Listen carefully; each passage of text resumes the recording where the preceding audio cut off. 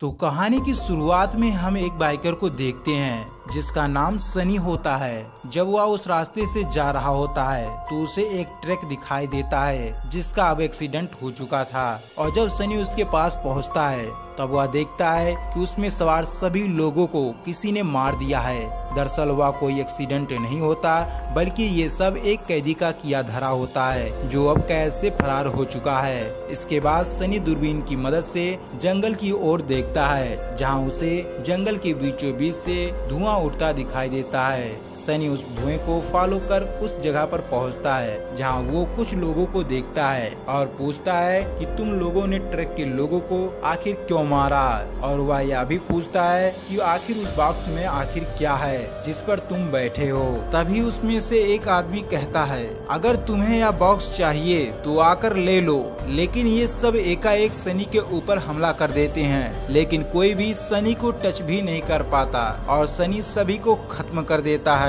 तभी उसे एक सिक्का दिखाई देता है जिस पर एक बटरफ्लाई का निशान होता है और वह फिर जैसे ही उस बॉक्स को खोलता है तब उसमें से एक लड़का बाहर निकलता है लेकिन वह तेजी से वहां से भागने लगता है। लेकिन सनी उसे बड़ी आसानी से पकड़ लेता है। सनी उसका नाम पूछता है तब वह अपने को एमके बताता है और एमके ये भी सनी से बताता है कि ये सब मुझे कैद करना चाहते हैं। दरअसल मुझे एक वीडियो नाम की औरत ढूंढ रही है जो मुझे हासिल करना चाहती है। इसके बाद दिखाया जाता है कि सनी और एमके को लेकर अपने राज्य में पहुंचता है जिससे बैडलैंड के नाम से जाना जाता है। ये जगह दुनिया के लोगों की पहुंच से काफी दूर होता है जहां के लोग अफीम की खेती करते दिखाई देते हैं और जो लड़ाई करने में काफी माहिर थे उन्हें यहाँ क्लीपर के तौर पर जाना जाता है। सनी भी एक क्लीपर होता है और वह लड़ाई करने में काफी ट्रेंड होता है। कुछ समय के बाद उनकी क्वीन वैरन को दिखाया जाता है। इस लैंड का पूरा देखभाल उनकी क्वीन करती है और सभी लोगों की सुख सुविधाओं का ख्याल भी वही रखती हैं, लेकिन उसके बदले को इनसे वफादारी चाहिए। इसके बाद सनी वहां पहुंचता है और वो अपने कपड़े उतार देता है। उसके शरीर पर बहुत से निशान बने होते हैं। ये निशान जितने बने हैं ये उतने लोगों को मार चुका है क्योंकि ये क्लीपर बनने के बाद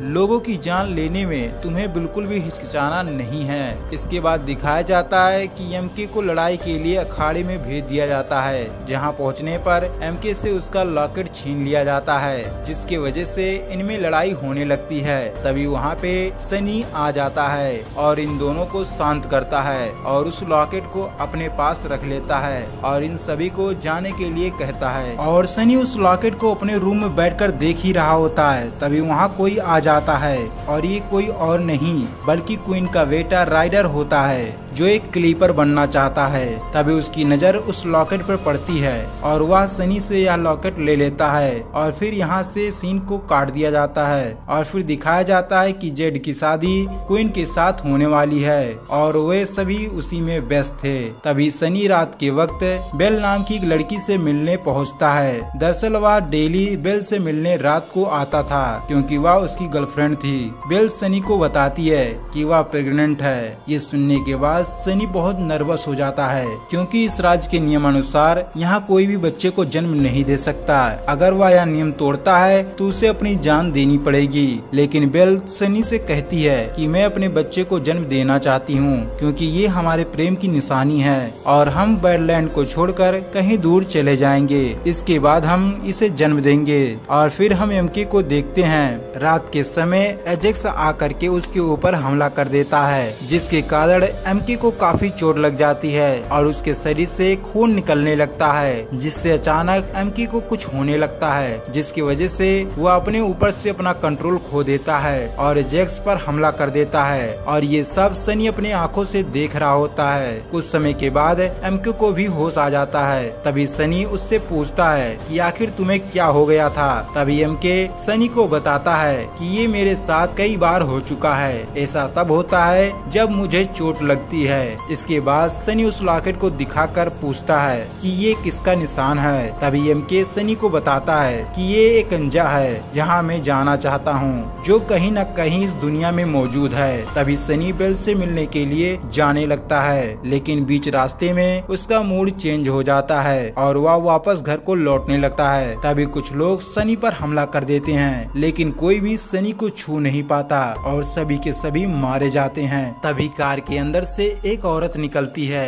ये वही औरत होती है जिसके बारे में एमके ने बताया था, जिसका नाम बीडो था। वो एमके की तलाश कर रही थी। सनी को लॉकेट दिखाकर कहती है, मैं उस लड़के को ढूंढ रही हूँ जिसके गले में ये लॉकेट है और मुझे पता है कि ये लड़का तुम्हारे साथ है। अगर तुम मुझे वो लड़का मेरे हवाले करते हो तो मैं तुम्हें जो चाहोगे वो दूंगी। इसके बाद एमके को दिखाया जाता है जो अपना लॉकेट ढूंढने के लिए राइडर के कमरे में चला जाता है और राइडर के हाथ से उस लॉकेट को छीन लेता है। तभी राइडर की माँ लिडिया वहाँ आ जाती है और उस लॉकेट को देखकर वह हैरान हो जाती है, जैसे लग रहा हो उसके बारे में वह जानती है। लेकिन एमके को चोरी के इल्जाम में कारागार में बंद कर दिया जाता है। लेकिन सनी एमके को बचाना चाहता था और वह किसी तरह से एमके को बचाकर अंडरग्राउंड रास्ते पर ले जाता है जो सीधे यहाँ से बाहर निकलता है। तभी एमके वहाँ से जल्दी से बाहर चला जाता है। इसके बाद क्लब का सीन दिखाया जाता है जहाँ बीडो को मारने के लिए कुछ लोग आए होते हैं, लेकिन बीडो ही उन लोगों को बुरी तरीके से मारती है और उसे एक आदमी से पता चलता है कि इन सबको राइडर ने भेजा था।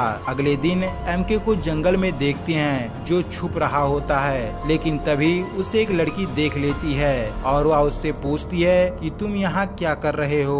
इस लड़की का नाम टिल्डा होता है और एमके उस लड़की को बताता है कि मैं अपने लोगों से बिछड़ चुका हूँ और तभी कुत्तों की आवाज सुनाई देने लगती है। दरअसल सनी और राइडर एमके को ढूंढ रहे थे, लेकिन वो इन सबको नहीं मिलता। अब एमके उस लड़की के साथ उसके राज्य में पहुंचता है जहां पर सिर्फ लड़कियां रहती थी और यहां पर पता चलता है कि टिल्डा की मां बीडो है और इस समय बीडो जिस लड़के को ढूंढ रही है और वह कोई और नहीं बल्कि एमके होता है। लेकिन बीडो उसको नहीं पहचान पाती क्योंकि उसके गले में वो लॉकेट नहीं होता। लेकिन बीडो उससे पूछती भी है कि कहीं इस लॉकेट वाले को देखा है। फिर एमके कहता है कि तुम्हें मुझसे क्या काम है और फिर यहाँ पर सीन कट हो जाता है। अगर आप अगला पार्ट देखना चाहते हैं तो चैनल पर कम से कम 1000 लाइक्स कर दीजिए, जिससे हमको भी मोटिवेशन मिले। धन्यवाद।